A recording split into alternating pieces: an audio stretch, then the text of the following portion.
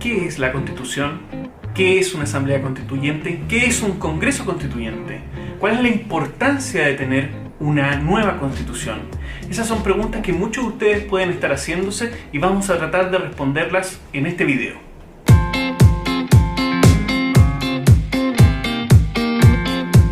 Comencemos con qué es la Constitución. La Constitución, que es este librito que está acá, es nuestra ley fundamental, es una carta magna, ¿ya? Desde un punto de vista técnico se encuentra a la cabeza de la estructura jerárquica de nuestro sistema normativo. En términos sencillos, y dicho en buen chileno, nadie puede contradecir lo que dice la Constitución. Si una ley o un decreto emitido por el Ejecutivo o por una autoridad municipal o incluso por el mismo Congreso contraviene lo que una constitución política dicta, esta es susceptible, al menos en nuestro derecho, de ser declarada inaplicable o derechamente inconstitucional. Y eso significa que las normas contenidas en esas leyes, en esos decretos, en esos reglamentos, no van a ser obligatorias. ¿Y cuál es el contenido de una constitución política? Modernamente, toda ley fundamental lo que regula es cómo se organiza el Estado, cuáles son sus principales órganos, cuáles son sus atribuciones, sus funciones, sus obligaciones, sus deberes, sus prerrogativas, etc. También establece la forma en que se organiza un gobierno, establece también cuáles son las limitantes para los gobernantes, como lo son, por ejemplo, los derechos fundamentales, también denominadas garantías constitucionales. Algunos son muy importantes derechos, como son el derecho a la vida, el derecho a la libertad individual, el derecho a la honra, el derecho a expresarnos libremente, el derecho a profesar cualquier tipo de credo religioso, el derecho a la propiedad, el derecho a ser tratados como iguales por la ley, el derecho a ser tratados como iguales frente a la justicia, el derecho a la educación, el derecho a la salud, etc. Ahora bien, ¿qué es una asamblea constituyente y qué es un congreso constitucional? En ambos casos estamos hablando o estamos haciendo referencia más o menos a lo mismo, en el sentido de que ambas son entidades o instancias de las cuales pueden emanar una nueva constitución.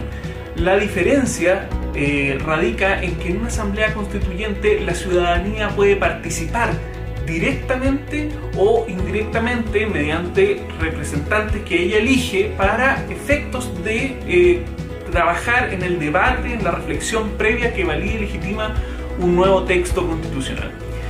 El Congreso Constitucional, por su parte, que pareciera ser que es la propuesta que está adquiriendo más fuerza en nuestro derecho interno, es el mismo poder legislativo que asume atribuciones constituyentes, ya sea integrando o no a nuevos miembros para efectos de hacer este debate, esta reflexión previa.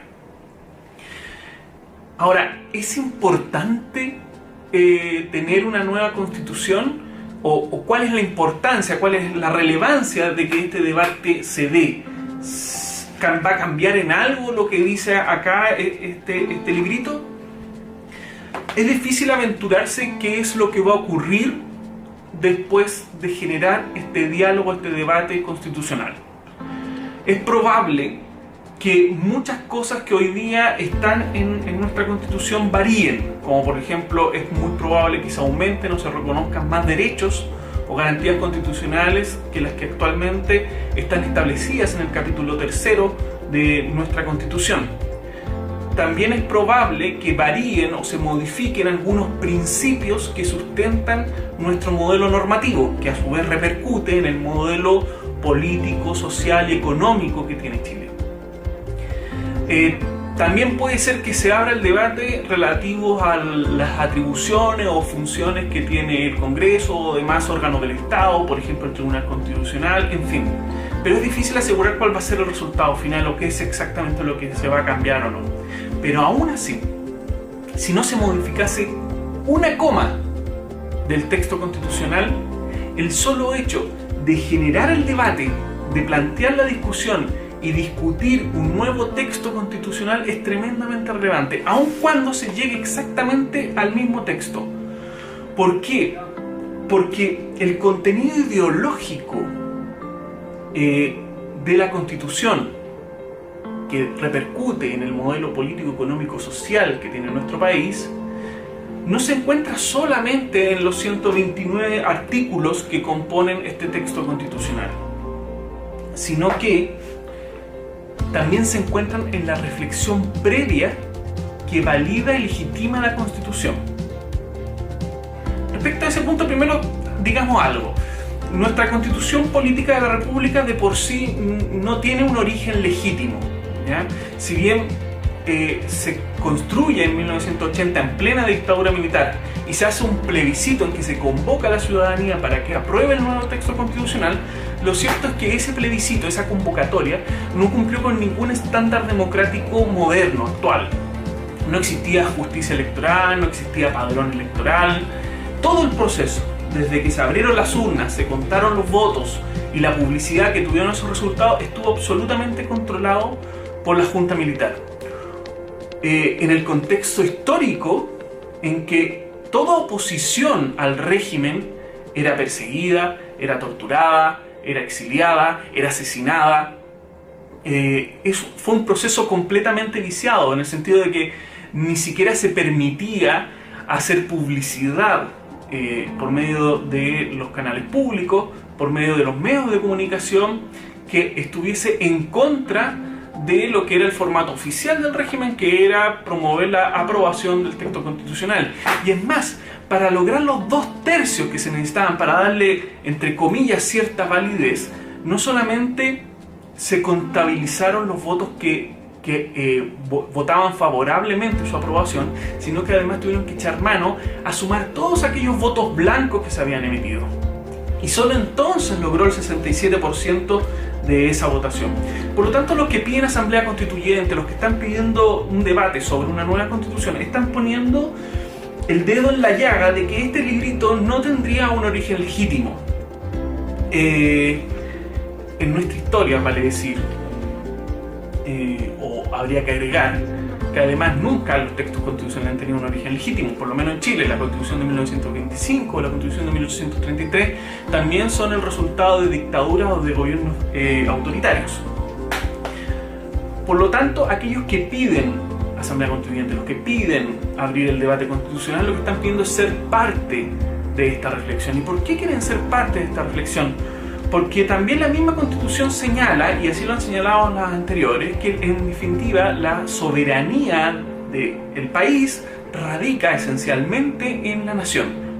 Esto en términos sencillos significa que el pueblo manda. Y por lo tanto, si el pueblo manda, el pueblo debe decidir. Ahora bien, si no se cambiara una coma después de todo el proceso, ¿valdría la pena igualmente haber pasado por tanto? Y la respuesta tiene que ser que sí. Y ello porque el contenido ideológico, como iba diciendo, no solamente se encuentra en el texto que se ha expresado, sino que también se encuentra en la reflexión previa. Voy a tratar de explicarme en sencillo. Sería ridículo sostener o pensar que todas las situaciones que se plantean en la vida, todos los conflictos que pueden suscitarse en la vida, se resuelven en estas paginitas, en estos 129 artículos. Eso no es así. Cada vez que se va a aplicar la Constitución requiere un ejercicio previo que se llama interpretación jurídica.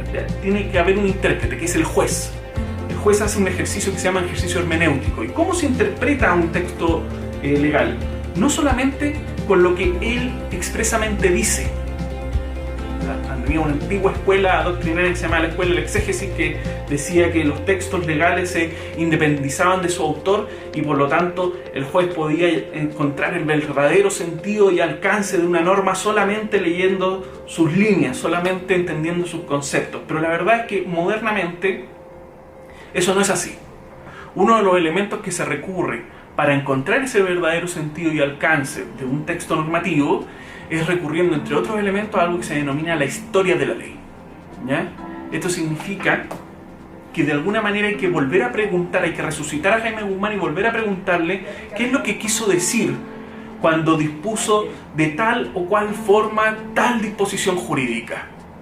Vale decir, hay que volver a recurrir a las actas constitucionales las que existieron en esta comisión de nueva constitución que sesionó, que fue creada después del golpe militar a Salvador Allende en 1963 y que sesionó hasta 1978, entregándole a la Junta Militar un anteproyecto constitucional, hay que recurrir finalmente a esas actas, que son las únicas que existen en el proceso previo, para determinar cuál es el verdadero sentido del alcance. Y esto genera un impacto gigantesco en la práctica. Por ejemplo, y solo a modo de ejemplo, la Constitución política le reconoce a todas las personas el derecho a la igualdad, a ser tratados como iguales frente a la ley. Y es más, el artículo 1 de la Constitución establece que todas las personas nacemos libres e iguales en dignidad y derechos. Por lo tanto, alguien podría razonablemente, a partir de eso, pensar que, por ejemplo, el matrimonio igualitario, el matrimonio entre personas de un mismo sexo, podría ser válido, porque si somos todos iguales en dignidad y derecho, ¿por qué algunos pueden casarse y otros no? No parece justificado, no parece razonable. Ahora bien, para efectos de interpretarlo, la comunidad LGTB ha ido varias veces al Tribunal Constitucional pidiendo que el artículo 102 del Código Civil, que define el matrimonio como aquel celebrado exclusivamente entre un hombre y una mujer, sea declarado inconstitucional o inaplicable. Y el Tribunal Constitucional, cuando ha hecho interpretación de las normas, qué es lo que entendía el legislador por igualdad, qué es lo que entendía el legislador por familia y cuál es la familia que protege nuestra Constitución, le ha dicho a la comunidad LGTB, no, el artículo 102 no es inconstitucional. ¿Por qué? Porque cuando se cita las actas de la Constitución, cuando uno hace la historia de la ley y cuáles fueron las motivaciones y justificaciones que tuvo el constituyente para llegar a esa norma, uno se da cuenta que el concepto de familia que pretendía proteger esta Constitución es un concepto de familia de características monogámicas bajo un paraguas de un matrimonio heterosexual. Por lo tanto, pero esa noción no está expresada en el texto.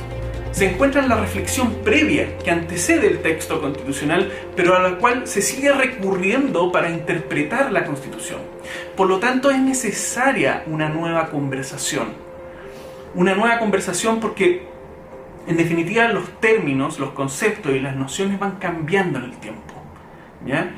Y cuando no se independizan totalmente de su autor, del constituyente, tenemos problemas de que no se pueden adaptar con flexibilidad y con un principio de oportunidad a los tiempos actuales. Y nos quedamos estancados en el pasado. Y por eso es necesario estar rediscutiendo estos textos constitucionales, estar revisándolos permanentemente para que este tipo de situaciones no dejen al país desfasado, como ha ocurrido hasta el día de hoy, en donde el Tribunal Constitucional es una verdadera barricada, es una especie de trinchera que protege la concepción ideológica que dio origen a esta Constitución política de la República. Por lo tanto, aun cuando no se cambie una coma, no se cambie una tilde, una palabra, aún así la reflexión sobre la Constitución y sobre generar un nuevo texto constitucional sigue siendo tremendamente importante, muy trascendental para el debate político-jurídico actual. Muchas gracias.